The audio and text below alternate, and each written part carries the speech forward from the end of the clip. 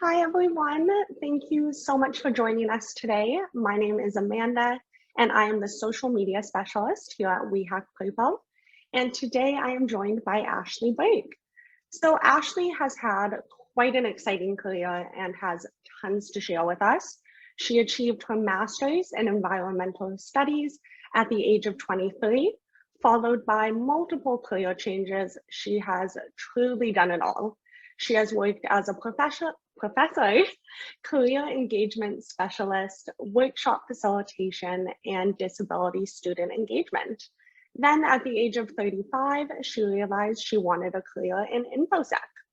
So currently, Ashley is working in operations, helping risk and security teams with learning and development, data assessments, and helping to build a disaster recovery plan. Today, Ashley is going to walk us through how to get into information security from a non-technical lens. So without further ado, take it away, Ashley. Thank you. Can everyone see my screen okay? My first question. How are we doing? Yep, we're all good. Awesome. Okay, good. So I'm Ashley. I'm going to tell you a little bit about my non-technical journey into InfoSec, and it's going to be a bit ridiculous. Okay, so feel free, speak up if you need to. If you do have questions, I usually try to leave them to the end, but really, I'm all about us talking and creating a relationship here. So chat when you need to, no problem. So just give me 1 second. Who am I? Let's start there. As you can see, I am a lobster carrying a cat. Pretty much, who am I? I'm a proud Maritimer. I'm actually from Cape Breton Island, and I love it. I'm an animal lover. I'm a huge geek. I think I'm funny most of the time. Probably not, but I think I'm funny. So that's what matters. And as Amanda said, I've worked in so many different fields. It's been a roller coaster. And now I'm really lucky that I work with Wave HQ as a GRC security analyst, and I'm loving it. But it took me a long time to get there. And I kind of want to talk about that career journey. You know, I know who I am, and I'm very confident. I love myself, but it wasn't always like that. I had to go through a lot of twists and turns to get where I needed to be. So first, I'm going to talk to you about my journey. How this is going to look is I'm going to go over all of my education, and it's a lot. It's a bit ridiculous. Then I'm going to go over my jobs and how my jobs sort of related to my education. But I'm going to tell you some horror stories, okay, about some of my jobs that made me realize maybe it's okay to not be happy and to look somewhere else. And then I'm going to talk about my pivot. How did I come across that perspective of, hey, you know what? I need that change. How do I do it? Let's talk about my education first. All right, I have a Bachelor of Community Studies. That wasn't at first what I ended up in. I actually ended up in a Bachelor of Arts, and I hated it. I hated every minute of it. Thought it was useless. So was told maybe you'd be better in community studies, and I switched over. And that was the start of me recognizing, hey, you know, I have some pretty cool skills that I never thought of. And for community studies, that means I looked at community development, community sustainability. Like I looked at everything, and it was really interesting. But then afterwards, I'm still not thinking about my career, right? I'm still not thinking, well, what is it that I really want to do? So I go and I speak to a professor, and they're like, you know what? You should go into environmental studies. Okay. So then I'm in a master's of environmental studies, living it up in Toronto, still not thinking about my career, like just going, this is where I should be at. I'm going to get an education. I do that. Wonderful. But you know what? I come home to Cape Breton. There's no work, but I'll explain that later. You know, as I continued throughout my education, I realized I wasn't getting where I wanted to go. And one thing that happens when we're in a career transition is we start thinking, I need to keep taking courses. I need to keep being educated because I don't know enough. I'm not where I need to be, right? But that's not always true, but I fell into that. So I ended up taking a UX UI course. I actually was accepted to a Master of Maritime Studies at MUN because I thought maybe I'll go work on the ocean. Then I did a health stats class. Then I ended up in a web development boot camp and a cybersecurity boot camp. I literally thought that every course I needed to take was needed because I couldn't achieve what I wanted to without it. Now, being in the field, I'm kind of realizing, no, that's not exactly how it goes. But the web development course was cool. It took me 2 times to try to get through it because I'm not a great web developer, but I started realizing this is a skill that I need for if I'm ever going to talk to a developer, right? I should understand their lingo and what they're talking about. So I finished it. Then I ended up in a boot camp. I ended up in a command control security innovation camp and a digital Nova Scotia CompTIA boot camp. And I loved it. Oh my God, I loved it. It was so good. I was having such a great time. And I started realizing, you know, as I was going through my journey, I love InfoSec. And I really do. I really love InfoSec. But this will bring me into jobs. You know, I've gone through all of this education, but my first job was at a fish plant. I was packing fish and was fired because I was so bad at it. Right? So that said something to me about where I was going to go and where I was landing in my career. If I can't pack fish good enough, where am I going? But I'm actually really glad I was fired. You know, it led to different things. From there, I was an MC for a music venue. I was actually pretty good at that and I loved it. But then after coming home, because I did travel, when I came home, I became a part-time professor. And so I got to travel to Indigenous communities and teach political science, and it was amazing, but it was only contract. So I'm like, well, what can I do for full-time employment? And that's where I came into the career world. So all of a sudden, I'm in careers. I'm helping people find jobs. I'm building resumes. I'm teaching about the hidden job market. I'm building careers. And it was pretty fun at first, but I'll get into that.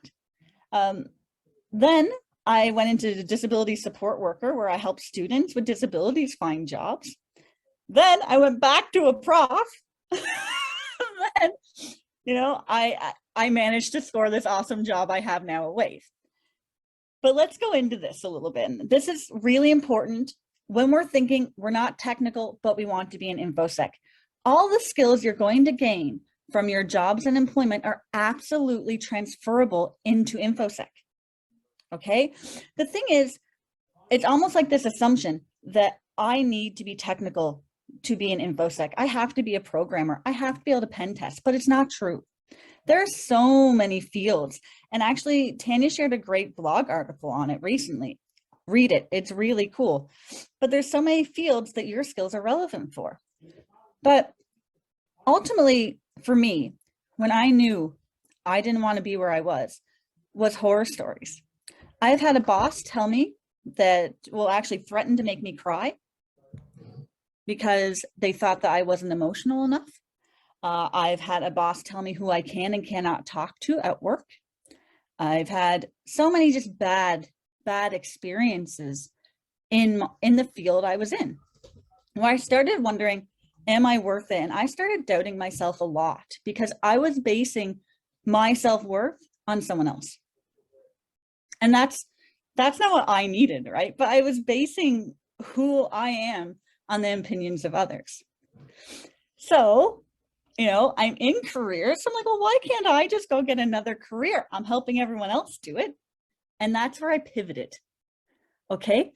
I started networking, and I mean crazy amounts of networking. I was going to events.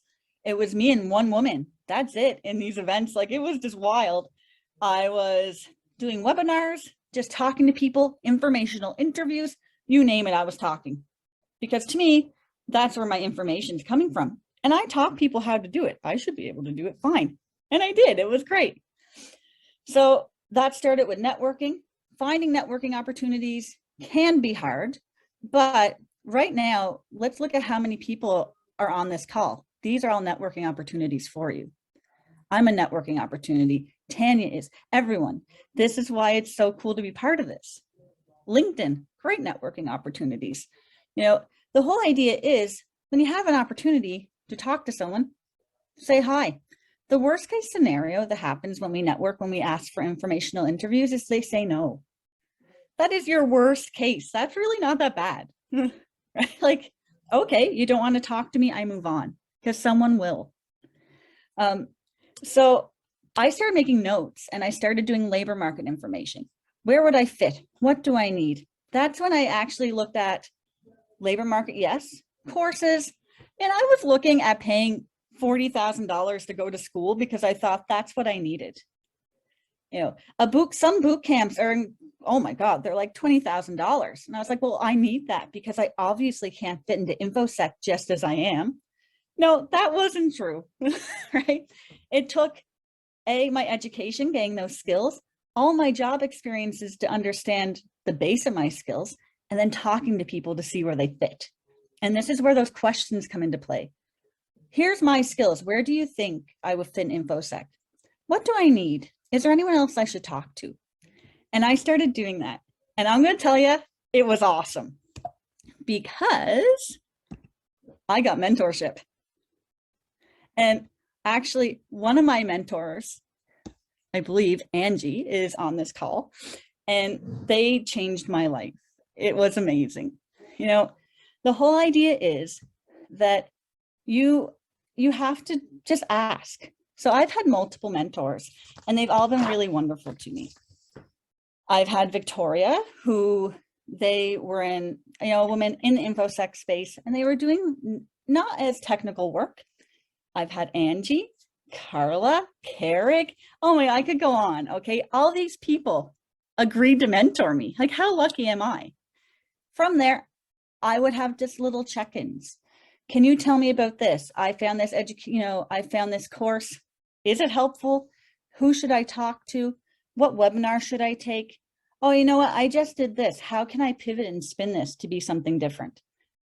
And then, you know, after all of these courses, I actually took some time and I spoke with Angie, asking Angie, how can I pivot and take all the stuff that I have now and get into this world? And Angie said, well, actually, there's a job. Do you want to interview for it? That's what happened. And this is the great thing, that I took all this education. I have all these jobs. Now I'm pivoting, but I built relationships, right? And that's the importance of mentorship. Now, I'm going to ask you guys, take yourself off of mute if you want, or put in the chat, you know, do you have a mentor and how have you felt with that? Or where's the challenges that you're having with mentorship? And let me know. Let's have a chat.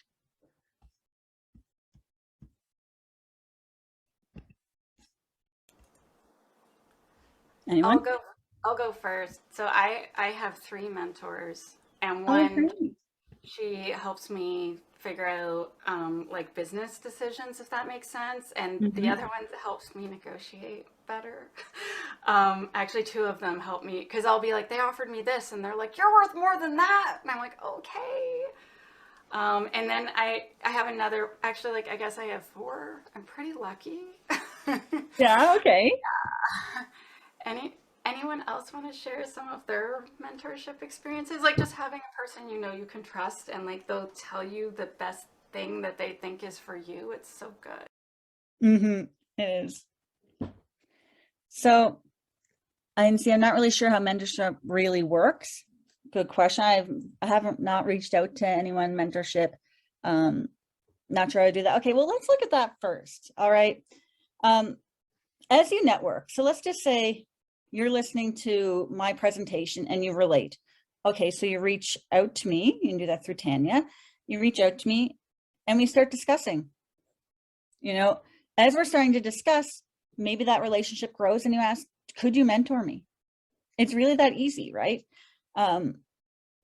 It pretty much works that a mentor, I guess it's between each other what you want, but a mentor is someone that will set some goals with you. Maybe you meet once a month, maybe you meet every 3 months. It's really up to you, but they'll answer questions. They'll help you review things. Maybe they'll allow you to do some tests, some homework to help you really build your skills, but they're also usually an industry expert. So they're the person that you can go talk to when you have questions. They're also someone, at least for me, they're someone that when I was feeling down, I knew I could talk to, right? Because they recognize my skills in ways that I didn't know I had. You know, so mentorship's really important, but don't be scared to ask for it. Once you start making those networks and you start just asking questions, if you really feel there's a connection, it's okay to ask.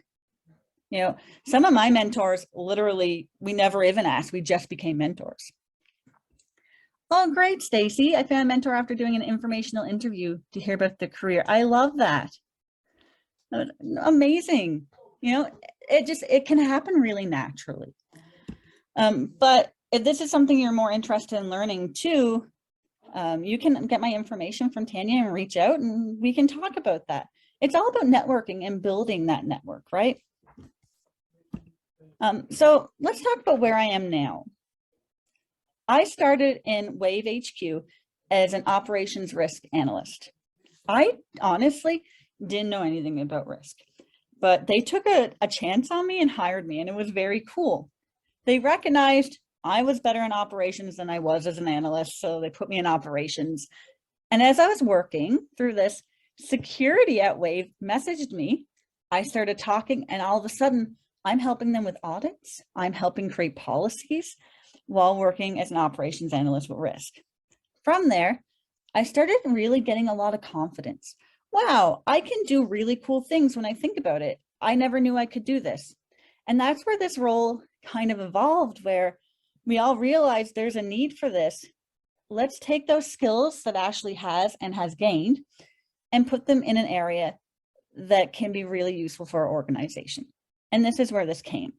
So a GRC security analyst is a governance risk compliance security analyst. What that means is I can help with audits, policy and development. I help with security education. I'm also helping with silos between departments just to help engage people and get them all on the same path, accountability, compliance. There's a lot to it. And it's a very large role with a lot of moving parts. But ultimately, it's something I'm really enjoying. But here's the thing. I started this, last week. So it's like relatively new. And this past week now, I've had the worst, get ready for it, imposter syndrome I've ever had. I'm just going to open the chat a little bit. Have you guys ever heard of imposter syndrome, or have you ever had it? Feel free to talk to me about this. Yeah, Tanya, you've heard it? Anyone else? Okay. Oh, Allison, you deal with it nonstop. Okay. So, when Microsoft allowed them talked about it. Wow. Okay. So we're all dealing with it. Now, my next question to you is going to be, what are you doing to cope with it? What are we doing to cope?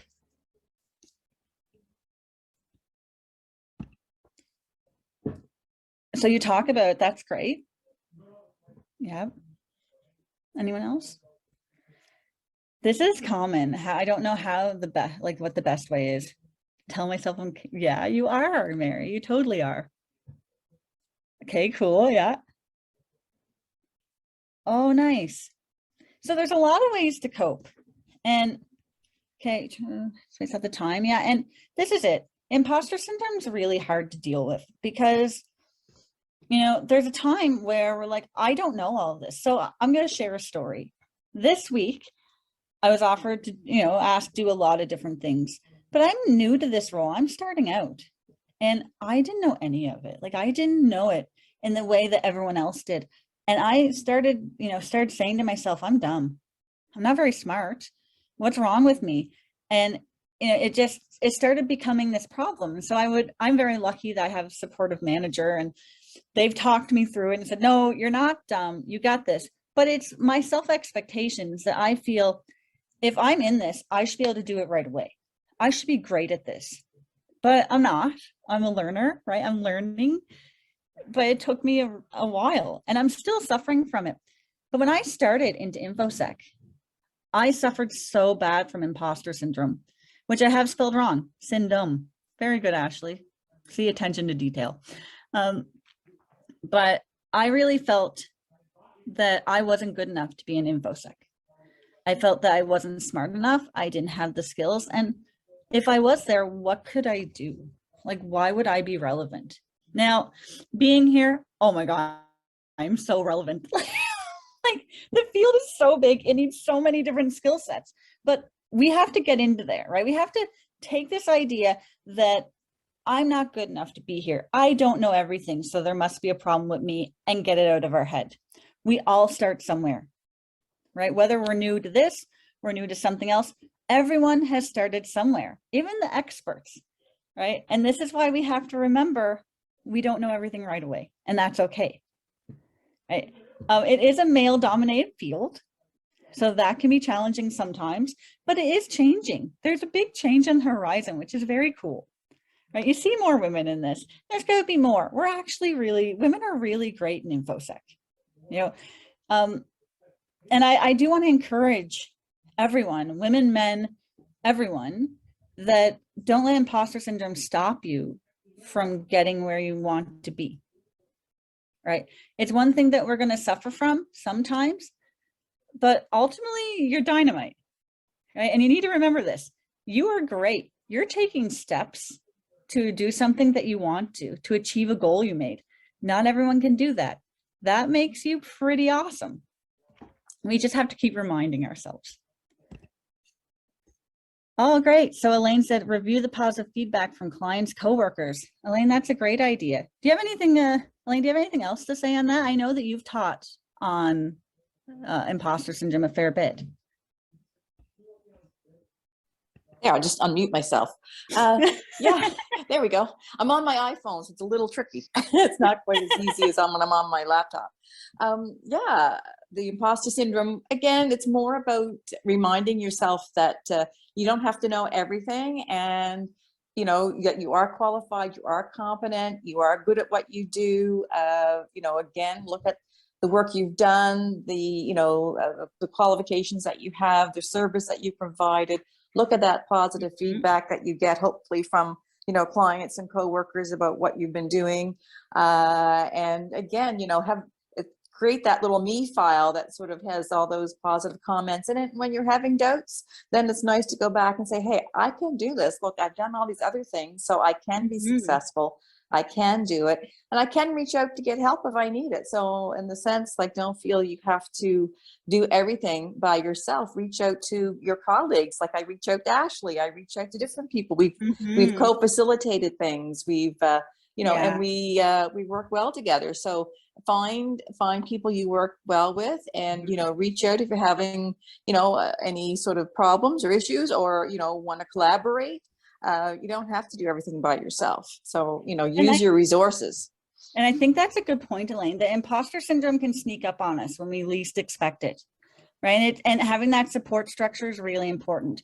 And the reason why I put this in here is strictly that it's going to happen to us. It happens to the best of us. Tanya's an expert, and it still happens to them. And that's okay. That's totally okay. Just making sure. Anything else that people are saying? Yeah, Diane, it leads to an addiction to certification and education. That is so true. And that happened to me. I fell in that so bad. Like so bad, fell into that, right? Because we think, if I get this education, then I'll be ready. But will you be ready? You know what? You don't know. Try. Go and talk to people if you're comfortable. If you're not, I understand. But there's other ways too. The online world is big now. You can type, you can text people. You don't have to see them face to face if you don't want to. So I guess where I'm going to bring this is lessons. First, networking works. Now, my network has gotten huge because I'm like a chatty Cathy. I will talk to anybody. But I think that's the maritimer in me personally. But still, people are helpful, particularly people in the field. They want to help. So if you ask, and I'll give you a cool hint to do that, is let's say you want to talk to someone over LinkedIn. So I'm going to send a message, explain who I am, and then you're going to do an ask. So if I'm like, hello, Diane, my name is Ashley. I'm new to InfoSec. I'm interested in getting in the field. I see you're currently working there. Would you be okay if we had maybe a 30-minute discussion where I could ask you some questions about how you got there and get some of your perspective. The worst case is they say no. This is it. It's the same with mentorship. Mentorship has been really, really kind to me. And I really push that anyone who is able and want to try to find a mentor, right? Again, your worst case is no, but mentorship really helps. And actually, a lot of jobs happen through networking and mentorship. We have to remember the InfoSec is huge, okay? InfoSec has tons of different roles. It could go from governance risk, it could go to education, it could go to pen testing, it can go to compliance. It's really big.